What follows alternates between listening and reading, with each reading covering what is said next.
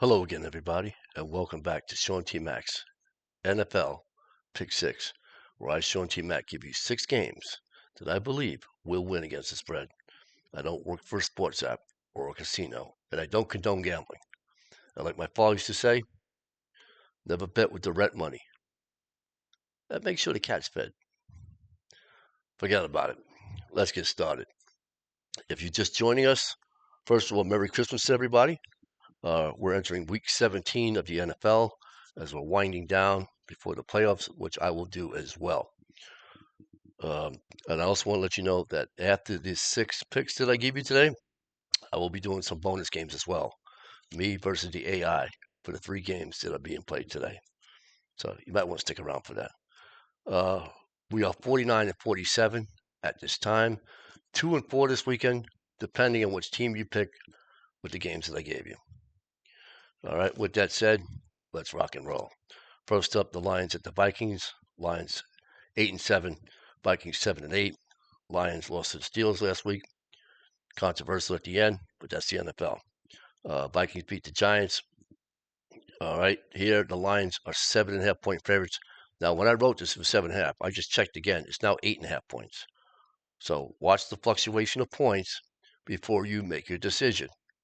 Always do that. They can change almost up to game time.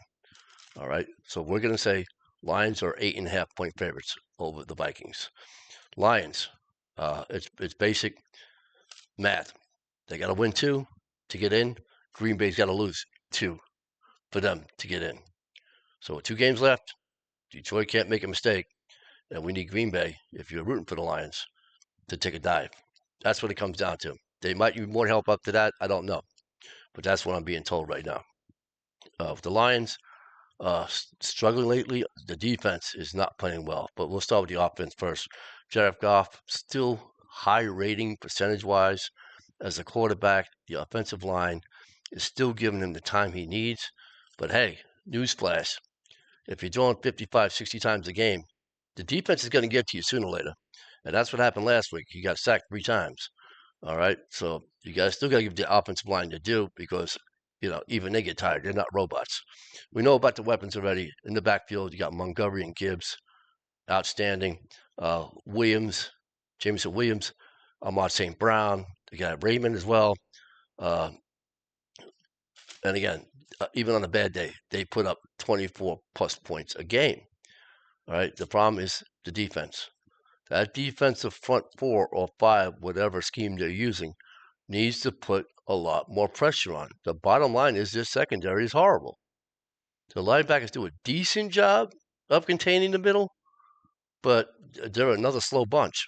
And if you get just 1/2 a foot past them, you got them beat because they can't chase down anybody. And their tackling lately is horrible. So that front pressure needs to get on point, especially with your backs against the wall. Let's go to Minnesota. As for Minnesota, they're 7 and 8. They're not playing for a playoff spot, so they can still make Detroit's life miserable. No J.J. McCarthy. He is out with a leg injury. You're going to have Max Broomer in there.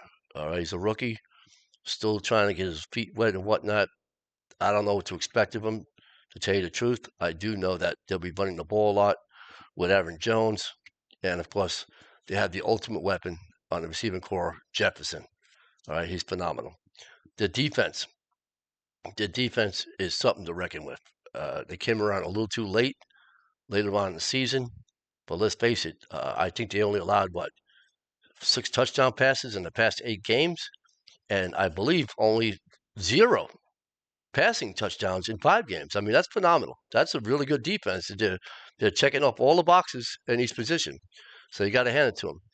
That'll keep them in the game for a while. But they got to go blow for blow with Detroit when Detroit starts scoring. They're going to get to you sooner or later. And I don't think that's going to happen here. So then I'm going to say the Lions will win this game by 8.5, or if it goes down to 7, or even up to 9.5. I believe the Lions will cover either way, and they will win this game. So with that said, Lions favorite 8.5 over the Vikings. I'm taking the Lions. Next up, we have Texans at the Chargers, probably the game of the week. As far as I can see, Texans are 10 and 5, Chargers 11 and 4. Texans skimmed by the Raiders last week, and then the Chargers outscored the Cowboys. The Chargers will be favored by 1.5 points. Not a big point spread because pretty much everybody in the world knows it's going to be a really good game. It's going to be a close one. Now, let's start with Texans first. C.J. Stroud. He didn't look at all like himself last week. But listen, it's going to happen.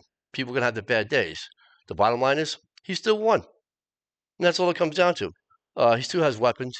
Schultz, Collins. Of course, he has Chubb in the backfield. Jordan. I think Jordan has a little bit of a leg injury. It might slow him down, but I wouldn't worry about that too much. And their defense, let's face it, another team that checks off all the boxes. What a tremendous job. The pressure up front is fantastic. The secondary does a great job of holding receivers. They keep you in the game and give you a chance to win. And that's why the Texans are 10-5. We go to the Chargers now. Chargers look like the team that they should have been last year. Herbert, you got to keep him healthy, of course. All right. The offensive line is doing a fantastic job up front, giving him the time he needs. We already know you got Johnston, Keenan, Allen, and of course Hampton in the backfield. This offense is not shabby at all. The defense, listen, they're not bad. There's one of those defenses that, I would say about average. Yes, they could be beat on the run. Yes, they could be beat on the pass. The linebackers do a pretty good job of containing the middle for the most part. But it all comes down to the pressure, and you got to get to C.J. Stroud. And he seems like a hard guy to get some pressure on. He seems to be pretty poised and pretty level-headed. The guy's a winner. There's no question about it. But with that all said, this is the Chargers' time. They've been trying to get here for the last 3 years. Take away the injuries and the problems with Justin Herbert and the offensive line and all that. This is their year to make it run. And with that said, they're a 1.5 favorite over the Texans. In LA, I'm going with the Chargers to cover. Then we have a game with the Ravens at the Packers. Ravens 7-8, Packers 9-5-1. The Packers will be favored here at home by 2.5 points at this time. All right, but we're going to start with the Ravens first because this is kind of interesting in this game. It's not going to be the game you would think it would be because of the injuries. So, Lamar Jackson is probable. We know he was hurt during the season. He came back, it never looked the same, and he just got hurt again. But he's a soldier, and more than likely, he's going to make himself play. And if they give him the nod, he's going to. But if not, they have a really decent backup. This guy Huntley is not bad. He knows the system. He knows the offense. Listen, he can make a lot of noises as well. Of course, he's got weapons like Flowers and Andrew he can throw to. As for the defense, it all comes down to the pressure up front. They need a lot of it because their defense is giving up over 25 points a game. You can't do that, especially if you're not a high-scoring offense to go blow for blow with the opposite team. Then we go to the Packers. Their situation is probably worse. Jordan Love is on concussion protocol. I think it's mandated that they don't play for one game. I could be wrong, but I'm pretty sure of it. And the word that I got is Malik Willis will be quarterbacking. And he's another one that's not a bad backup. He knows their system in the offense. And he didn't do a shabby job last week against Chicago, but he's no Jordan Love. That's just the bottom line. Of course, he's got his weapons back there with Jacobs, Reed, Watson, and Dobbs. Dobbs is incredible. The defense, though, Shaky Jake, I mean, they're really not that good. And without Mitch Parsons up front, it's not happening. That Mitch Parsons, talent that he had did not flow over to the rest of the line. They're not putting the pressure on. They're getting ran on for over 100 yards. The secondary is just getting beat up. So this is what I'm going with. I'm going with the Ravens to cover. No matter if it's a backup game in terms of quarterbacks, with Derrick Henry on your team against a defense like the Green Bay Packers, it's going to be a long day for them. And it might come down to a couple of field goals. It might be a low-scoring game, as far as I see. Okay, especially if the two quarterbacks are not playing. If Lamar Jackson playing, and he feels good enough to throw and scramble and all that nonsense, it can get a lot worse for Green Bay. With that said, I'm taking the Ravens to cover 2.5 points. at Lambeau. I know some of you guys are thinking, Lambeau, you can't win there. Yeah, relax. The Ravens are used to the cold. That ain't going to bother them. Next up, we have the Seahawks at the Panthers. This isn't a bad matchup, honestly. Seahawks are 12-3. Panthers are 8-7. The Seahawks right now are favored by 7.5 points, deservedly so. Okay, so here we go. We're going to start with and the Panthers beat the Bucs last week, by the way. We'll start with Seahawks. Sam Darnold, keep doing what you're doing. Be the manager quarterback type. That's fine. Nobody's looking for an aerial attack from you or nothing like that. Just don't lose the game. And he's been doing that, and it's actually looks like it's finally sinking in.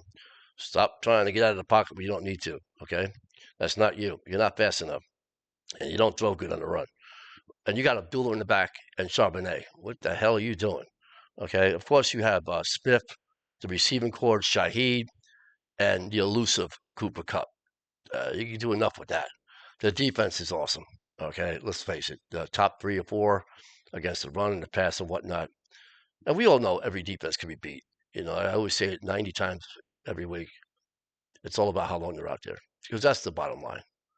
Nobody stays out there and just says, "Hey, this is nothing to us." No, they tire, they get hurt. Okay, we'll have one problem though: the pressure up front.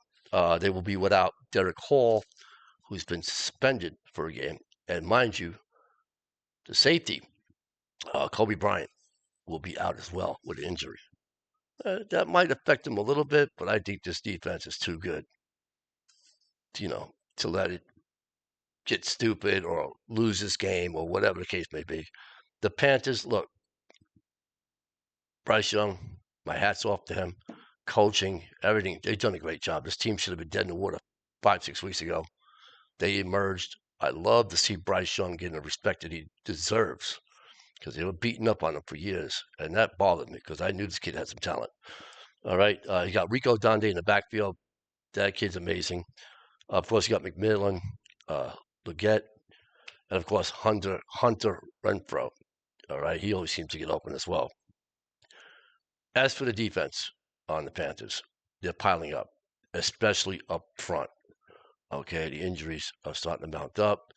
I don't think they'll go any further than this. I think the buck stops here. They should be proud of themselves. 8-7 on a team that looked like they were going, 4-13 or 5-12. You really got. I mean, it'll be something else, right? If they beat the Seahawks. And here's what can kind of get in the back of your mind about that, because listen, Seahawks play the 49ers next week. That's a huge game. And it doesn't matter if Seahawks clinch first round bye and all that nonsense. This is a statement game. All right. So they might be looking past the Panthers on that note. So beware of that. They have to treat every game like it's a Super Bowl and continue on. I believe the coach of the Seahawks will instill that in their mind. Do not take the Panthers lightly. All right, because they can score on you, and if you let them, I don't think the Seahawks are going to let them. Seahawks are favorite by 7.5 points here at Carolina. Congratulations, Carolina. You guys did a great job this year, no matter what happens to you. Seahawks are too domineering, too many weapons. That team is gelled pretty damn well, and even with the suspension and the injury on defense, I think they'll do fine. So with that said, I'm taking the Seahawks to cover the 7.5 points over Carolina.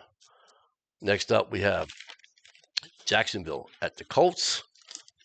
Jacksonville 11-4, Colts 8-7. Colts, man, I don't know what happened to them. It's funny.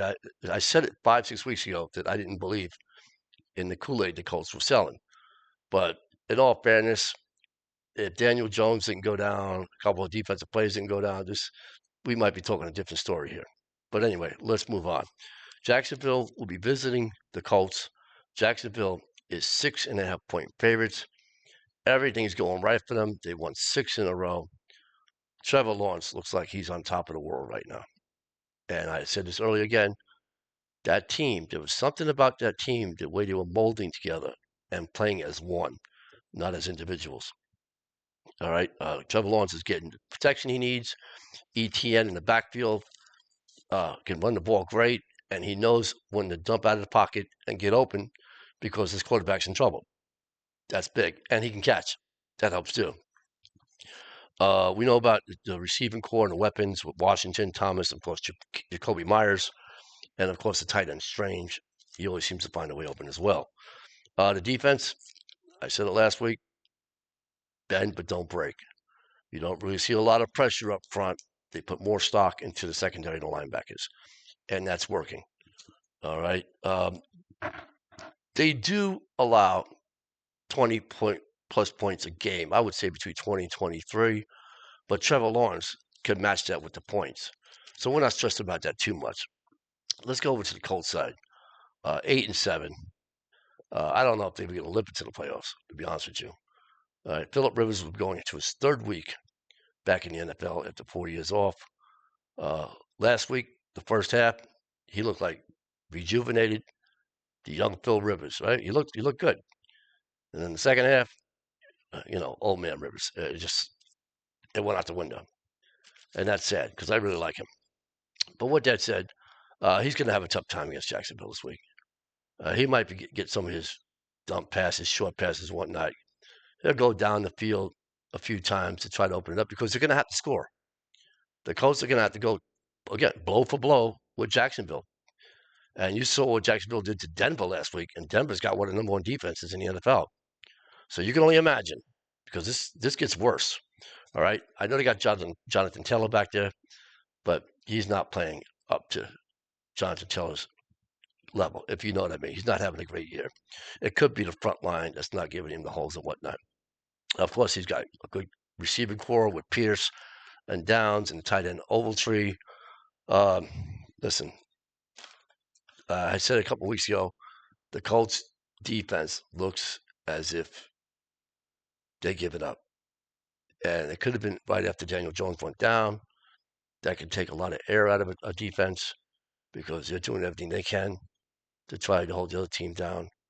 And they just lose momentum, hope, and of course, enthusiasm and speed and all that nonsense to keep you in the game. You need motivation. They looked motivated a little bit when Philip Rivers first came back, but they're right back to where they were a couple weeks ago. Bad. Okay, they're not very good at all. And I really think they're packing the bag, if you ask me. With that said, Jacksonville is favored by 6.5 points at the Colts. And I'm going with Jacksonville. As much as I love Philip Rivers and I have respect for him, I hope he has a good game. But towards the end, Jacksonville will start opening it up. Take Jacksonville on the road against the Colts, 6.5. And last but not least, we have the Eagles at the Bills. Really good matchup here. In fact, it could be a Super Bowl rematch later on down the road because both of these teams are similar in a lot of ways. Maybe the quarterback is different a little bit, but other than that, defenses are pretty much the same, and so is the offense. So hear me out for a second. So here the Eagles are 10-5. They beat Washington last week. All right, Bills beat the Browns. Barely. I mean, the Bills surely should have just marched them, but you got to give the Browns credit. They got a good defense. The Bills are 11-4. Here, Buffalo will be favored at home by 1.5, deservedly so, of course. But we're going to start with the Eagles first. Jalen Hurts, quarterback manager. That's what he's doing right now. He's trying to not make it he's not trying to go overboard with things. Hand it off to Saquon Barkley. Let him do his job. He'll come around sooner or later, which he did last week. Short passes. A.J. Brown wants the ball. Give him the damn ball. Throw it to him. Let him catch it. Okay? This is what you got to do. You got to think in your mind, listen, I got to get this job done no matter what it takes because they're not very explosive. They can be on occasions like any team, but depending who they're playing, of course. Listen, the defense is balanced. I'll give the Eagles a really big credit when it comes to reading opposition's offense and quarterbacks. They know how to read these guys. I don't know who's teaching them to play the defense that they're playing, but these guys are very good. They pick up on a lot of patterns and whatnot and always seem to be in the right place at the right time. The pressure up front is pretty decent as well. The unfortunate part is they do give up a lot of yards on the ground. They seem to have some weakness somewhere, and it could be the exotic defenses are setting up or whatnot, maybe reading too much of the quarterback, and that running back runs right by them. So that's a problem with them. They have that weakness with the running game. As for the Bills, almost similar. Josh Allen, of course, we talked about it a few weeks ago. They finally took the leash off him, trying to recreate the wheel. Let Josh Allen be Josh Allen. Key here, he did hurt his foot last week. I don't know if that's going to slow him down a little bit. I doubt it. All right. And again, the offensive line for the Bills, giving Josh the lanes he needs to run because he loves doing that. I mean, you got to look at it. It really pushed the defense around, and it's like you could drive a truck through these lanes. It's unbelievable. All right. Now you got Cook in the backfield. Who's cooking, by the way? I had to throw that in there. He's run for over 100 yards in 4+ games. He's looking fantastic. Ever since he came back from that injury, it looks like a new man. Maybe that's what he needed, a week off. You know what I'm saying? He's still got Kincaid, Knox, Shakur. Even though they were kind of irrelevant last week, yeah, receiving quarters are going to have those kind of weeks, just like quarterbacks and defenses. It's going to happen. You're playing 20 weeks a year. What do you expect? As for the defense, another team. Not bad up front with the pressure, but they seem to have a little bit problem with the run. All right. And I don't know if they can figure it out or contain it. I know they won't want to change the defensive scheme right now. It's too late in the year. So you got to stick with what you got. Injuries were plaguing them early in the season. They got a lot of guys back. It should make the difference. So with that said, let's go over our 6 picks real quick, and then I will give you the bonus. All right. And hopefully everybody will have a Merry Christmas. First up, we're going with the Lions. 8.5 over the Vikings. The Vikings at home. Lions 8-7. Vikings 7-8. I'm going with the Lions to cover the 8.5 points. Then we have the Texans at the Chargers. The Chargers at home. 1.5 favorites. It's going to be a good one. And you can actually say it could be high scoring because they both can score very well. But with the Texans defense and the Chargers playing above average defense, I think it's going to be a lot lower than that. I think it'll probably be like 23-20 or something like that. With that said, I'm taking the Chargers to cover the 1.5 and beat the Texans. Then we have the Ravens at the Packers. It could be, backup quarterback game. Both teams have, some kind of injuries, not major, except when your quarterback's running around with one leg, basically. All right. And so with the backup quarterbacks probably in there, it's going to come down to a lot of running game here. I just see the Packers going to be favored by 2.5 points. I don't think they have enough to hold down the Ravens this time around. Ravens back is against the wall, as we all know, trying to keep pace with Pittsburgh. I'm going to go with the Ravens to cover the 2.5 points. Green Bay will be favored, 2.5. I'm going with the Ravens. And hopefully, I really hope Lamar plays. But if not, they got good backup. Next, we have Seattle at the Panthers. Seattle will be 7.5 point favorites over the Panthers. I want to give all the credit in the world to the Panthers and Bryce Young. Fantastic year. But this is when, I'm sorry to say, the big boys step up. Now, they can prove me wrong and say, hey, you got us all wrong. And all of a sudden make a run for it. They have to play Seahawks this week. And I believe they face the Buccaneers at the end next week for the division. They might be looking ahead too. It's a scenario that you got to look at yourself because one team loses, wins, whatever. They still have a chance. With that said, the Seahawks, even though they're complacent right now, they know they're the top team in the NFL in terms of bye week and all that nonsense. I don't think they're going to let up. Their defense is too good. They're not going to take the day off. Okay, and Bryce Young is in for a really long day. Seahawks are favored by 7.5 here. At Carolina, I'm going with the Seahawks to cover. And then we have Jacksonville at the Colts. Jacksonville 11-4, Colts 8-7, fighting for their lives. Jacksonville looks poised and ready to make that leap. They will be 6.5-point favorites, winners of 6 in a row. And there might be some doubt in your mind about, well, isn't this the second road game? I don't think they're worried about it too much. They're a pretty good road team. 6.5 points over the Colts. Look for Jacksonville to cover. I'm taking Jacksonville. And last but not least, we have the Eagles at the Bills. The Bills will be favored at home by 1.5 points. It's going to be a slugfest for sure. I'm taking the Bills to cover the 1.5. There you have it, folks. Now, special for you guys. I was watching this AI on YouTube pick 3 games for today. So what I'm going to do is match up the teams I pick against theirs, whether they're the same or not. But let's go ahead with it real quick. The AI picked against the Cowboys, the Washington Commanders, to cover 7.5 points. Mind you, it's 8.5 now. The Cowboys are favored by 8.5. But the AI is predicting that the Commanders will cover 7.5. But you know what? I'm going to give the AI the extra point. The Cowboys will cover the 8.5 points, if not more. AI's picking Commanders. I'm going with the Cowboys. The AI also picked the Vikings against the Lions to cover the 7.5. I'm taking the Lions. AI's picking the Vikings. The Vikings also picked the Chiefs to cover as an underdog against Denver. 13.5 points. AI's picking the Chiefs. I'm taking Denver. Plus 13.5. Yeah, Sean Payton's not going to let up on this game. He's going to bury the Kansas City Chiefs. He knows they're down and out. They're at home. Christmas. Oh, yeah. He ain't going to stab them with a knife. He's going to stab them with a sword. You know what I'm saying? And then chop their head off. I don't get carried away.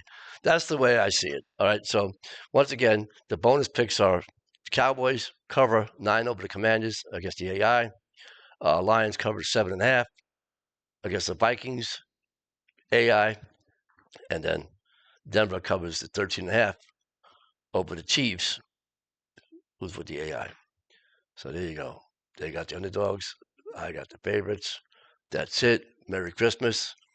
I thank you very much. I will see you next week. Please be safe.